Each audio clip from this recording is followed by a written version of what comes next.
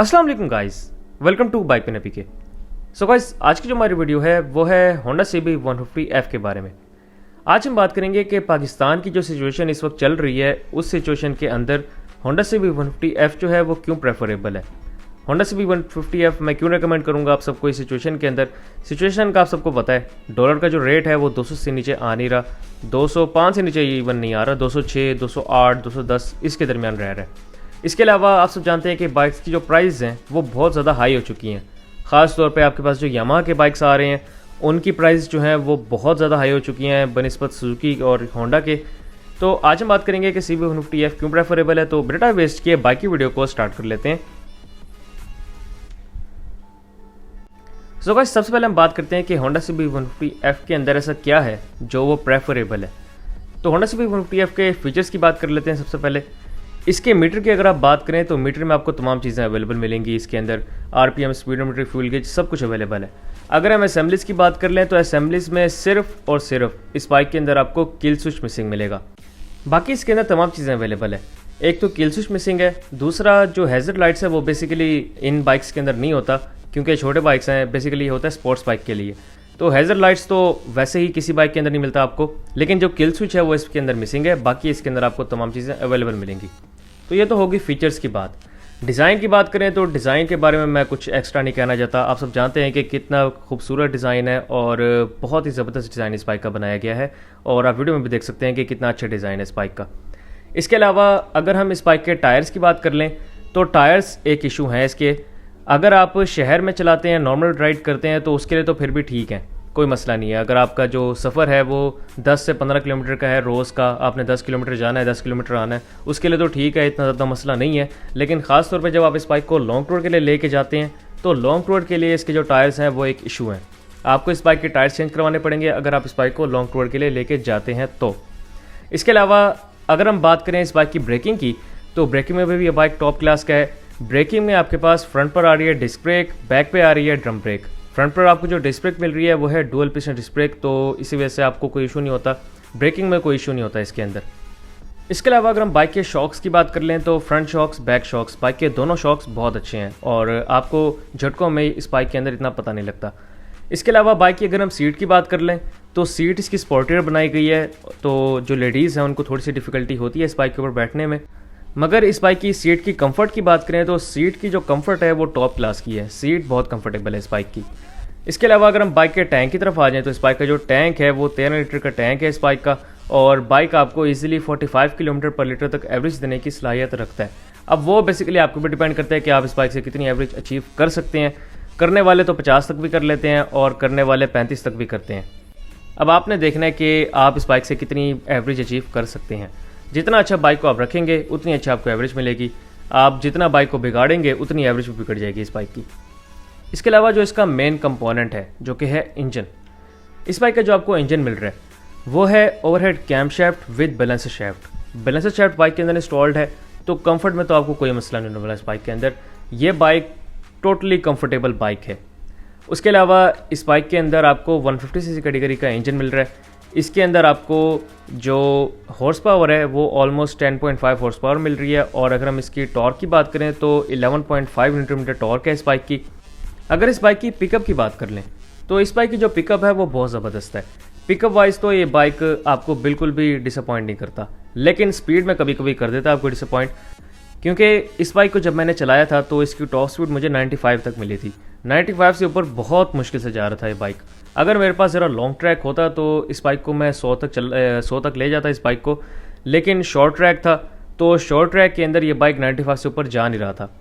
अब हो सकता है कि क्योंकि जो मैंने बाइक चलाया था वो न्यू था, इसी वजह से वो भी बाइक प्रॉपरली खुला ना हो।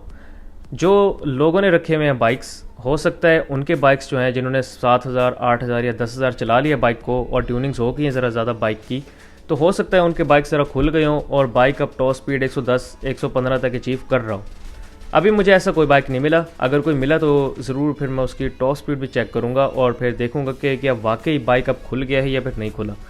इसके अलावा अगर हम बात कर लें इस बाइक की प्राइस की तो अब आ जाती है मेन प्राइस की बात।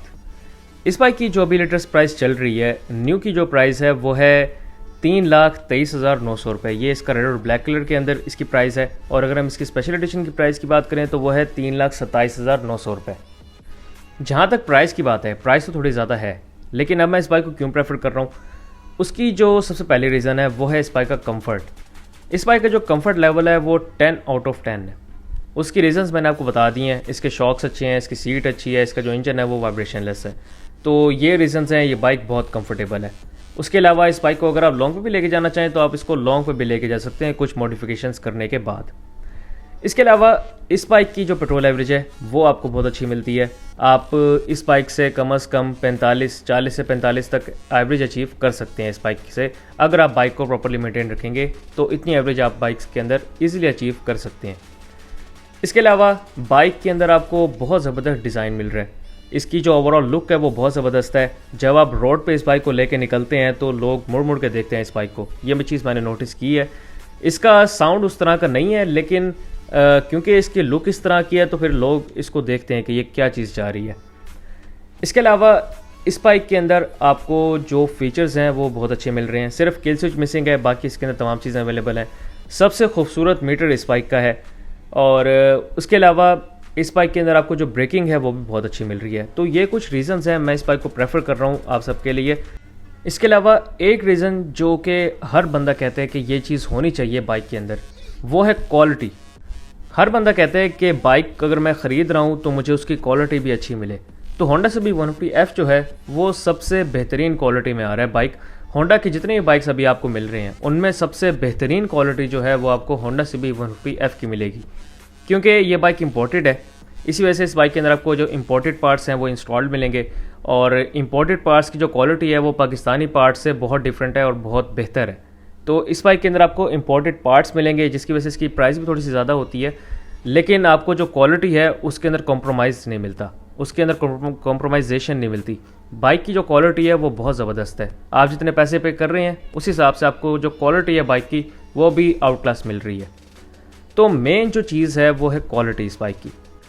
अब बहुत से लोग ये वीडियो देख के कहेंगे कि यार इसकी जो प्राइस है वो तो बहुत ज़्यादा हाई है और आप कह रहे हैं कि इसको प्रेफर कर रहा हूँ मैं।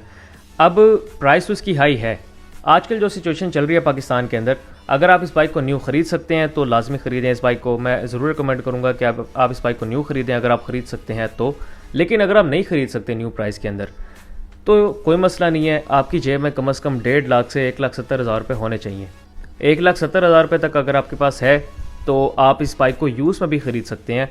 और यामा YBR से ये बाइक बहुत बेहतर है। मैं यामा YBR की निस्बत इस बाइक को रेकमेंड करूँगा अगर आपके पास 1.5 लाख से 1,70,000 रुपये हैं। आपको 18 से 19 मॉडल इजीली मिल जाएगा इस प्राइस रेंज के अंदर, जो कि मैक्सिमम 15,000-20,000 किलोमीटर चला हुआ होगा। हो सकता है इससे कम चला हुआ हो सकता है इससे ज़्यादा चला हुआ हो, लेकिन आपको अच्छी कंडीशन में 18 मॉडल या 19 मॉडल इस बाइक का ईजिली मिल जाएगा। और इस बाइक के जो आपको पार्ट्स हैं उनका भी इशू नहीं है, पार्ट्स भी आपको इस बाइक के अवेलेबल मिलेंगे, तो आपको पार्ट्स का भी इशू नहीं होने वाला।